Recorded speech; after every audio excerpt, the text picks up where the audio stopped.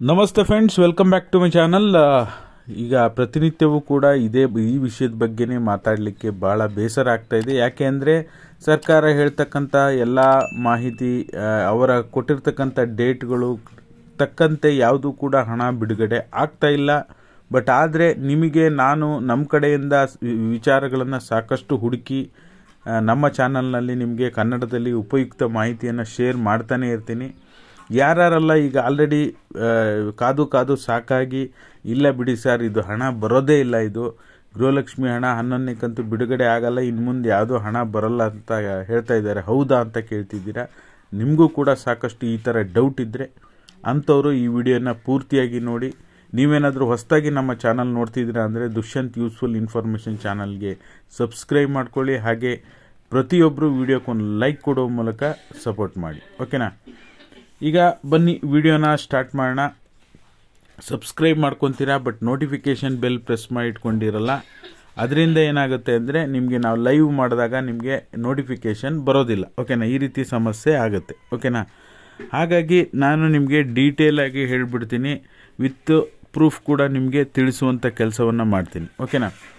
ಸರ್ಕಾರ ಮೊದಲು ಹೇಳಿದ್ದು ಏನಪ್ಪ ಅಂದರೆ, ಈಗ ಟೋಟಲ್ ನಮ್ಮ ಕರ್ನಾಟಕ ಸರ್ಕಾರದ ಬಡ್ಜೆಟ್ ಬಂದ್ಬಿಟ್ಟು 3,75,000 ಕೋಟಿ, 3.25 ಕೋಟಿ, ಓಕೆನಾ. 3.25 ಲಕ್ಷ ಕೋಟಿ, ಸಾರಿ, 3,75,000 ಕೋಟಿ ಇದೆ.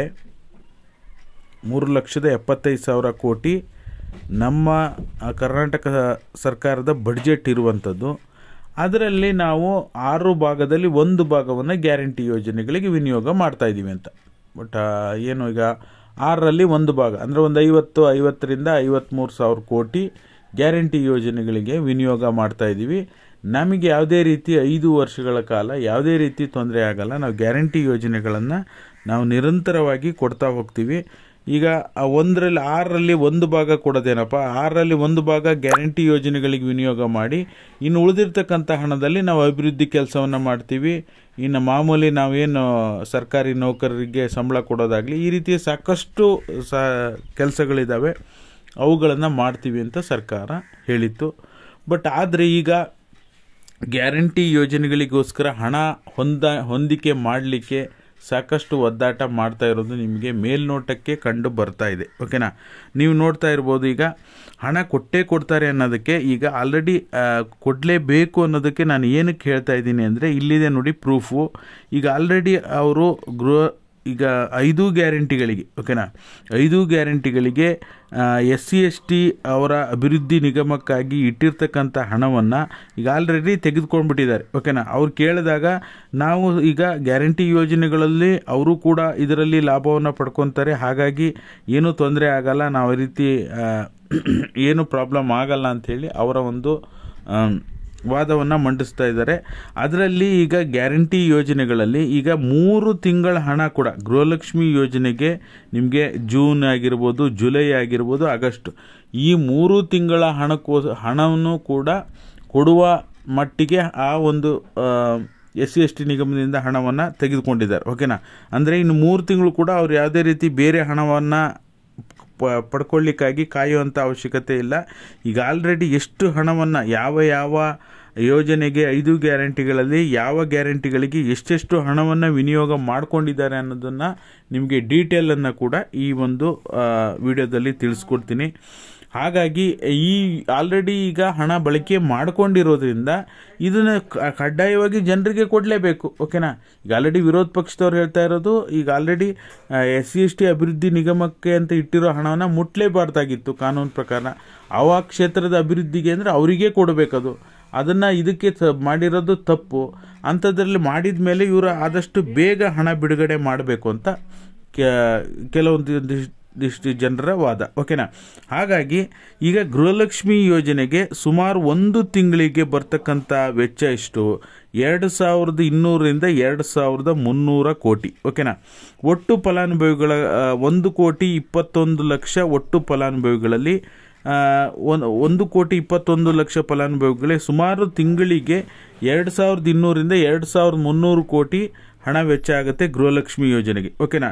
ಬಟ್ ಆದರೆ ಇವರು ಗೃಹಲಕ್ಷ್ಮಿ ಯೋಜನೆಗೆ ಅಂತ SC/ST ಅವರ ಅಭಿವೃದ್ಧಿಗೆ ಅಂತ ಇಟ್ಟಿರ್ತಕ್ಕಂಥ ಹಣದಲ್ಲಿ ತೆಗೆದುಕೊಂಡಿರ್ತಕ್ಕಂಥ ಹಣ ಬಂದ್ಬಿಟ್ಟು 7,881.91 ಕೋಟಿ, 7,881 ಕೋಟಿ ಹಣವನ್ನು ಗೃಹಲಕ್ಷ್ಮಿಗೆ ಅಂತ ಪಡ್ಕೊಂಡಿದ್ದಾರೆ.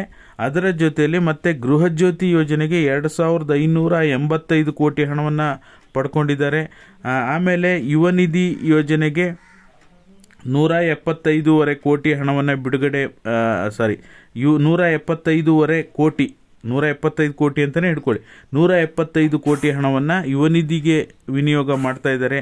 ಅನ್ನಭಾಗ್ಯ ಯೋಜನೆಗೆ 2,635 ಕೋಟಿ ಹಣವನ್ನು ವಿನಿಯೋಗ ಮಾಡ್ತಾ ಇದ್ದಾರೆ. ಅದರಲ್ಲಿ ಶಕ್ತಿ ಯೋಜನೆಗೆ 1,451 ಕೋಟಿ ಹಣವನ್ನು ವಿನಿಯೋಗ ಮಾಡ್ತಾ ಇದ್ದಾರೆ. ಈ ರೀತಿಯಾಗಿ 5 ಗ್ಯಾರಂಟಿಗಳಿಗೂ ಸಹ ಈ ಒಂದು 14,282 ಕೋಟಿ ಹಣದಲ್ಲಿ ಈ ಒಂದು 5 ಗ್ಯಾರಂಟಿಗಳಿಗೂ ಕೂಡ ಡಿವೈಡ್ ಮಾಡಿ ಸಪ್ರೇಟಾಗಿ ಮಾಡ್ಕೊಂಡಿರೋದ್ರಿಂದ ಈಗ ಅದರಲ್ಲಿ ನಮಗೆ ಇಂಪಾರ್ಟೆಂಟ್ ಇರೋದೇನಪ್ಪ ಅಂದರೆ ಗೃಹಲಕ್ಷ್ಮಿ ಯೋಜನೆಗೆ ಸುಮಾರು 7,881 ಕೋಟಿ ಬಳಸಿರೋದ್ರಿಂದ ವಿನಿಯೋಗ ಆಗೋದೆಷ್ಟು 2,200ರಿಂದ 300 ಕೋಟಿ, ಓಕೆನಾ. 2,300 ಕೋಟಿ ಅಂತಲೇ ಇಟ್ಕೊಳ್ಳಿ. ಅಲ್ಲಿಗೆ ನಿಮಗೆ 3 ತಿಂಗಳಿಗೆ ಫಲಾನುಭವಿಗಳಿಗೆ ಕೊಡುವಷ್ಟು ಹಣ ಈ ಒಂದು SC/ST ಅಭಿವೃದ್ಧಿ ನಿಗಮದಿಂದ ಪಡ್ಕೊಂಡಿದ್ದಾರೆ. ಇದು ಪಡ್ಕೊಂಡಿರೋದು ತಪ್ಪು ಜನಸಾಮಾನ್ಯರಿಗೂ ಅನ್ನಿಸ್ತಾ ಇದೆ. BJP ಪಕ್ಷದವರಿಗೂ ಕೂಡ ಇದು, ಅವರು ಕೂಡ ಸಿಕ್ಕಾಪಟ್ಟೆ ಅದ್ರ ಬಗ್ಗೆ ಆಕ್ರೋಶವನ್ನು ವ್ಯಕ್ತಪಡಿಸ್ತಾ ಇದ್ದಾರೆ. ಬಟ್ ಆಲ್ರೆಡಿ ಪಡ್ಕೊಂಡಿದ್ದಾರಲ್ಲ, ಅದನ್ನು ಜನಸಾಮಾನ್ಯರಿಗೆ ಕೊಡಲೇಬೇಕಲ್ವಾ. ಹಾಗಾಗಿ ಅದನ್ನ ಎಲ್ಲರಿಗೂ ಕೂಡ ಕೊಡಲೇಬೇಕು. ಹಾಗಾಗಿ ಅದನ್ನ ಪಡ್ಕೊಂಡಿರೋಂಥ ಹಣವನ್ನು ಎಷ್ಟೆಷ್ಟು ಪಡ್ಕೊಂಡಿದ್ದಾರೆ, ಎಷ್ಟು ಈಗ ಆಲ್ರೆಡಿ ನಮಗೆ ಗೃಹಲಕ್ಷ್ಮಿ ಯೋಜನೆಗೆ ಹೋದರೆ ಜೂನು, ಜುಲೈ, ಆಗಸ್ಟ್ವರೆಗೂ ಕೂಡ ಹಣ ಕೊಡೋದಕ್ಕೆ ಯಾವುದೇ ರೀತಿ ಪ್ರಾಬ್ಲಮ್ ಇಲ್ಲ. ಈಗ ಆಲ್ರೆಡಿ ಪಡ್ಕೊಂಡಿರೋ ಹಣನ ಕೊಡಲೇಬೇಕಲ್ವ, ಎಲ್ಲಿ ಇಟ್ಕೊತಾರೆ, ಒಂದು 4 ದಿನ ಹೆಚ್ಚು ಕಡಿಮೆ ಕೊಟ್ಟೇ ಕೊಡ್ತಾರೆ ಅನ್ನೋದಕ್ಕೆ ನಿಮಗೆ ಹೇಳಲಿಕ್ಕೆ ನಾನು ಬಯಸ್ತಾ ಇದ್ದೇನೆ. ಹಾಗಾಗಿ ನಿಮ್ಮ ಮುಂದೆ ಸಾಕಷ್ಟು ಈ ರೀತಿ ವಿಚಾರಗಳನ್ನು ಹುಡುಕಿ ತಂದು ನಿಮ್ಮ ಮುಂದೆ ಇಡೋಂಥ ಕೆಲಸವನ್ನು ಮಾಡ್ತೇನೆ. ಈ ಒಂದು ಏನು ನಾನು ನಿಮಗೆ ಈಗ ಏನೇನು ಎಷ್ಟೆಷ್ಟು ಕೋಟಿ ಹಣವನ್ನು ವಿನಿಯೋಗ ಮಾಡಿದ್ದಾರೆ ಅನ್ನೋ ವಿಡಿಯೋನ ನನ್ನ ಒಂದು ಟೆಲಿಗ್ರಾಮ್ ಮತ್ತು ವಾಟ್ಸಪ್ ಗ್ರೂಪಲ್ಲಿ ಹಾಕಿರ್ತೀನಿ. ನಿಮಗೆ ಫ್ರೀ ಇದ್ದಾಗ, ಪುರ್ಸೊತ್ತಿದ್ದಾಗ ಆ ವಿಡಿಯೋನು ಕೂಡ ಡೀಟೇಲಾಗಿ ನೋಡಿ, ವಿತ್ ಪ್ರೂಫ್ ಕೂಡ ನಿಮ್ಗೆ ಇಡೋವಂಥ ಕೆಲಸವನ್ನು ಮಾಡಿದ್ದೀನಿ, ಓಕೆನಾ.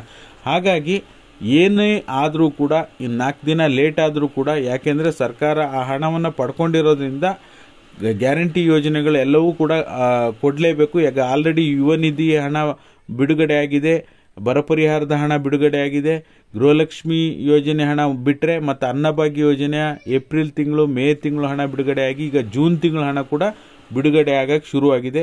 ಯಾರು ಕೂಡ ವರಿ ಮಾಡಿಬಿಡಿ, ಖಂಡಿತವಾಗ್ಲೂ ಬಂದೇ ಬರುತ್ತೆ, ಬರೋದೇ ಇಲ್ಲ, ಎಲ್ಲ ಬೋಗಸ್, ಇವ್ರು ಹೇಳೋದೆಲ್ಲ ಬೋಗಸ್ ಅಂತ ಹೇಳೋರು. ಈ ವಿಡಿಯೋದಲ್ಲಿ ನಾನು ಪ್ರೂಫ್ ಕೂಡ ಇಟ್ಟಿದ್ದೀನಿ, ನೋಡಿ ಅಂತ ಹೇಳ್ತಾ ನಿಮಗೆಲ್ಲರಿಗೋಸ್ಕರ ಇದೇ ರೀತಿ ಸಾಕಷ್ಟು ಮಾಹಿತಿಗಳನ್ನು ಹುಡುಕಿ ನಿಮ್ಮ ಮುಂದೆ ಒಂದು ಬೆಳಗ್ಗೆ ಮಾಹಿತಿ ವಿಡಿಯೋನ ಕೊಡ್ತಾ ಇರ್ತೀನಿ. ಸಂಜೆ ಮಧ್ಯಾಹ್ನ ಸಾಧ್ಯವಾದರೆ ಲೈವ್ ಬಂದು ನಿಮಗೆ ಬಂದಿದೆಯೋ ಇಲ್ಲೋ ಕ್ಲಾರಿಟಿ ವಿಡಿಯೋನ ಕೂಡ ಮಾಡ್ತಾ ಇರ್ತೀನಿ. ವಿಡಿಯೋ ಇಷ್ಟ ಆದರೆ ವಿಡಿಯೋಕ್ಕೆ ಒಂದು ಲೈಕ್ ಕೊಡೋ ಮೂಲಕ ಸಪೋರ್ಟ್ ಮಾಡಿ. ಹೊಸದಾಗಿ ಚಾನಲ್ ನೋಡ್ತಿದ್ದೀನಿ, ಅದು ಸಬ್ಸ್ಕ್ರೈಬ್ ಮಾಡ್ಕೊಳ್ಳಿ. ಪ್ರತಿಯೊಬ್ಬರು ವಿಡಿಯೋಕ್ಕೆ ಒಂದು ಲೈಕ್ ಕೊಡಿ, ಹಾಗೆ ನೋಟಿಫಿಕೇಷನ್ ಬೆಲ್ ಪ್ರೆಸ್ ಮಾಡಿ.